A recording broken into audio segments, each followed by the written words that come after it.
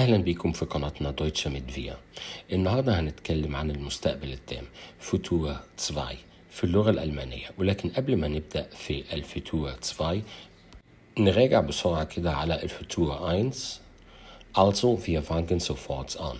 عشان كده يلا بينا نبدأ بسرعة. نبدأ بقاعدة تصريف الأفعال في الفوتور 1. لتصريف الفعل في المستقبل فوتور 1 نستعمل الفعل المساعد werden مصرفا في البريزنس، والفعل المراد تصريفه في infinitive. فنكتب قاعدة التصريف بشكل أبسط زي اللي جاي دي: Ich plus werden im Präsens in infinitive، بحيث الانفينيتيف ده هو الفعل الغير مصرف.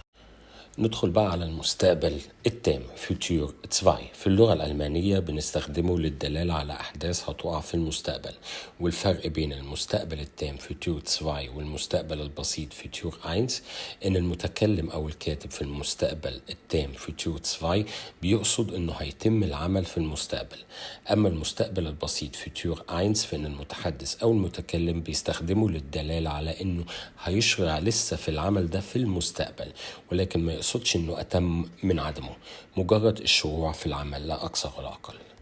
قارن بين المثالين دول: سوف يسافر إلى ألمانيا wird nach Deutschland fliegen، والمثل الثاني سيكون قد سافر إلى ألمانيا wird nach Deutschland geflogen sein.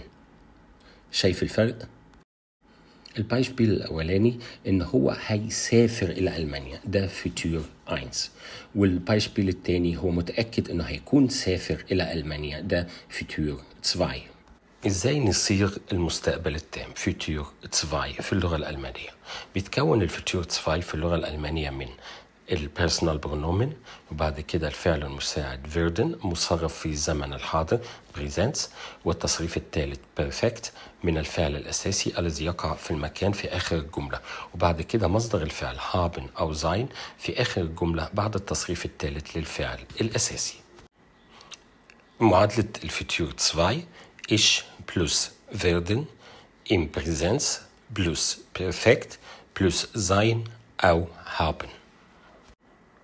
وممكن نلخص هنا إن اللغة الألمانية عندها إمكانيات للدلالة على المستقبل كتير قوي.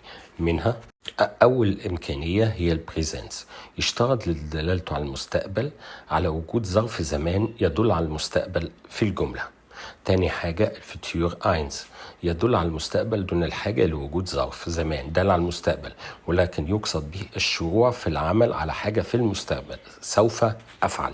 تالت حاجة المستقبل التام فوتور 2 في اللغة الألمانية يدل على المستقبل دون الحاجة لوجود ظرف زمان دال على المستقبل، ولكن يقصد به إتمام العمل على حاجة هتحصل في المستقبل. سأكون قد فعلت، أنا متأكد إن أنا سأكون قد فعلت. ودي بعض الأمثلة أو البايشبيلن على الفوتور 2. أول واحد: bis morgen Abend werden wir das Buch gelesen haben. سنكون قد قرأنا الكتاب بحلول مساء الغد. تاني بايشبيل: in 5 Jahren würde schon 10 Jahren in Deutschland gewesen sein. بعد 5 سنين هيكون قد قضى 10 سنوات في ألمانيا. Beispiel الثالث: wenn ich nicht krank geworden wäre hätte ich die Prüfung bestanden. إذا لم أصب بالمرض لكنت اجتزت الامتحان. Wenn sie früher aufgestanden waren hätte sie den Zug nicht verpasst. لو كانوا استيقظوا مبكرا لم يكن لديهم وقت لفقدان ميعاد القطر. Bis nächsten Monat würde ich meine Hausarbeit fertig geschrieben haben. بحلول الشهر القادم هكون قد انتهيت من كتابة بحثي المنزلي. In 2 Jahren würden wir unser Haus renoviert haben. بعد 2 سنكون قد انتهينا من تجديد منزلنا. كده خلصنا درسنا النهاردة عن المستقبل التام فوتور 2. Auf Wiedersehen.